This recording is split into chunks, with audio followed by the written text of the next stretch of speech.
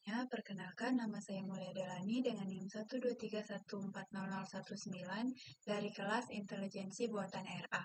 Pada video kali ini, kami akan menjelaskan secara singkat dan sederhana tentang proyek kami dalam mata kuliah Intelijensi Buatan, yaitu membangun sebuah model mesin learning menggunakan Artificial Neural Network atau yang biasa disebut dengan ANN untuk memprediksi pendapatan seseorang berdasarkan data demografis. Lalu, pada bagian kesimpulan, secara keseluruhan, proyek ini menunjukkan bahwa model ANN cukup efektif dalam mempelajari pola pendapatan seseorang berdasarkan data demografisnya. Proses pre-processing terbukti sangat penting agar model bekerja lebih optimal. Meskipun begitu, masih ada ruang untuk peningkatan, terutama terkait pada keseimbangan kelas. Selanjutnya, perkenalkan nama saya Natasha Vesita Ginting dengan NIM 123140017. Di sini saya akan menjelaskan tentang simulasi dan eksperimen. Di tahap yang pertama ini, di sini akan mengupload dataset dan import library-nya. Sehingga hasilnya dataset berhasil terbaca dan lingkungan pemrograman siap untuk digunakan. Nah, di sini nama filenya itu adalah adult. Nah, kemudian di tahap yang kedua itu, load dataset dan berikan nama kolom. Nah, di sini dataset adult data tersebut kan tidak memiliki header, sehingga kami menambahkan 15 nama kolom ini sesuai struktur resmi adult sensus data tersebut. Nah, kemudian di sini kami hanya menampilkan 5 baris awal informasi tipe data dan distribusi targetnya. Di sini 5 baris datanya, sehingga hasil yang pentingnya di sini yaitu adalah dataset berjumlah 32.561 baris, kemudian total kolomnya itu di sini ada 15 kolom. Nah, selanjutnya di sini kita akan mencoba untuk mengcleaning data ataupun data cleaning dengan mengganti tanda tanya jadi none, lalu kemudian drop baris yang mengandung none. Nah, di sini ini hasilnya missing seperti word class yang 1836, kemudian occupation 1843, selanjutnya ada native country 583. Kemudian setelah melakukan pembersihan, dataset menjadi 30.162 baris dan 15 kolom. Lakukan pre-processing di maaf, ulang ya, maaf.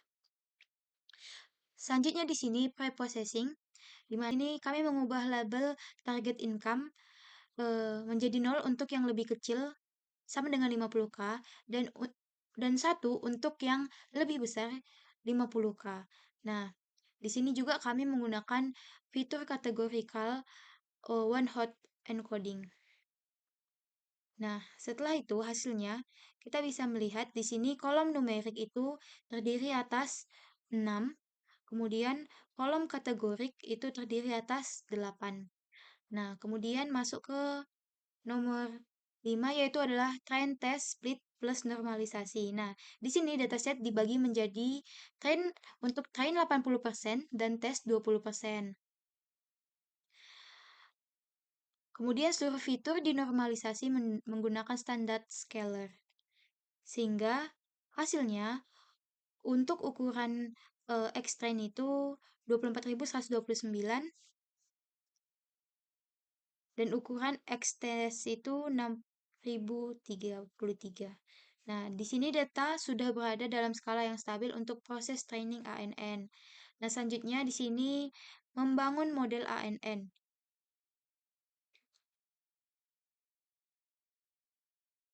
Di sini arsitektur yang digunakan terdiri dari dense 32 neuron plus ReLU, kemudian drop up 0,3, kemudian dense 16 neuron plus ReLU, drop out 0,2, output layer sigmoid 1 neuron. Nah, hasilnya untuk total parameternya ini ada 3.649 dengan model relatif ringan dan cepat dilatih. Kemudian di sini kita sudah masuk ke training model. Nah, model dilatih selama 30 epoch dengan batch size 64 dan 20% validation split. Nah, hasil pelatihan ini akurasi training naik dari 66% menjadi 86%, kemudian akurasi validasi stabil di sekitar 84 sampai 85%. Kemudian loss menurun dan tidak ada tanda overfitting. Ini menunjukkan model belajar dengan baik dan stabil. Selanjutnya, di sini terdapat grafik akurasi dan loss. Di sini akan menghasilkan model mencapai akurasi maksimal 85 sampai 86% dan konvergen secara stabil pada loss 0,30 sampai 0,33 menunjukkan kinerja yang baik dengan generalisasi kuat dan minim overfitting karena metrik train dan validation-nya sangat berdekatan. Bisa dilihat dari model akurasinya juga train dan validation-nya berdekatan, sama halnya dengan model loss-nya. Selanjutnya, di sini masuk ke yang nomor 9, yaitu adalah evaluasi di dataset. Nah, evaluasi di dataset ini modelnya diuji menggunakan dataset yang belum pernah dilihat oleh model. Nah, hasil evaluasinya, tes akurasinya itu 85,15% dengan klasifikasi reportnya, yaitu adalah kelas 0 itu 0,88 untuk precision-nya, 0,93 untuk recall, 0,90 untuk V1 score. Kemudian untuk yang kelas satunya 0,75 untuk precision, 0,60 untuk recall, 0,67 untuk V1 skornya. Nah, kemudian di sini model sangat baik untuk mengenali kelas mayoritas, namun performa pada kelas pendapatan tinggi lebih rendah karena ketidakseimbangan data. Selanjutnya di sini kita masuk ke confusion matrix. Nah, di sini untuk yang confusion matrix ini bisa disimpulkan bahwa model memiliki akurasi 85,15% dan sangat andal dalam mengklasifikasikan kasus negatif ataupun TN sama dengan 4.231, tetapi sensitivitas recall hanya 60,32% setelah dihitung, karena gagal mendeteksi 596 kasus positif aktual atau false negatif. Adalah penyimpanan model. Model disimpan ke file model ANN incomes 30K. Nah, sehingga simulasi dan eksperimen sudah selesai kita jalankan.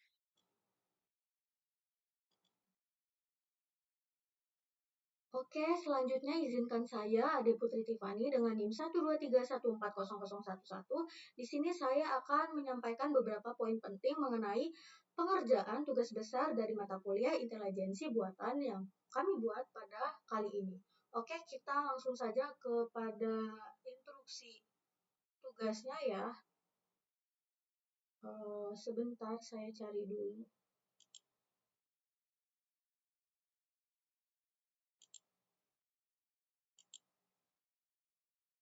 Oke, di sini ya, instruksi tugasnya.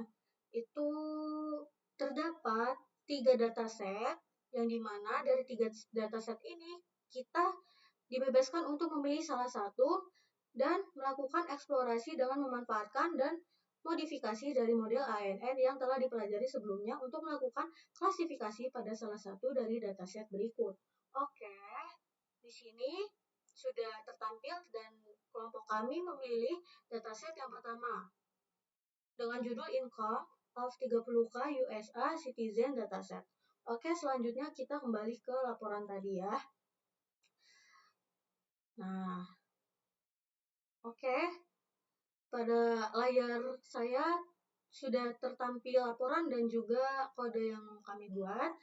Dan saya akan menyampaikan tujuan dari proyek kami kali ini. Tujuan utama dari proyek ini adalah untuk mengetahui apakah seseorang memiliki pendapatan di bawah $50.000 atau lebih dari $50.000 per tahun dengan melihat pola dari berbagai informasi seperti usia, pekerjaan, pendidikan, jam kerja per minggu, jenis kelamin, dan sebagainya. itu informasi tersebut terlampir pada dataset yang kami pilih. Oke, selanjutnya dataset yang digunakan tadi ya, kami memilih untuk judul yang pertama itu dataset Adult Income yang berisi lebih dari 30.000 data warga Amerika. Dataset ini berisi 50 kolom informasi yang menggambarkan profil setiap individu. Namun, dataset ini tidak sepenuhnya bersih. Ada beberapa data yang hilang, misalnya nilai yang tergambarkan dengan tanda tanya itu. Maka dari itu, sebelum data dipakai untuk pelatihan model, itu kami harus melakukan proses pembersihan atau pra-pemrosesingan terlebih dahulu untuk datasetnya. Lalu kita untuk tahap pemrosesingannya itu kami lakukan dengan cara meliputi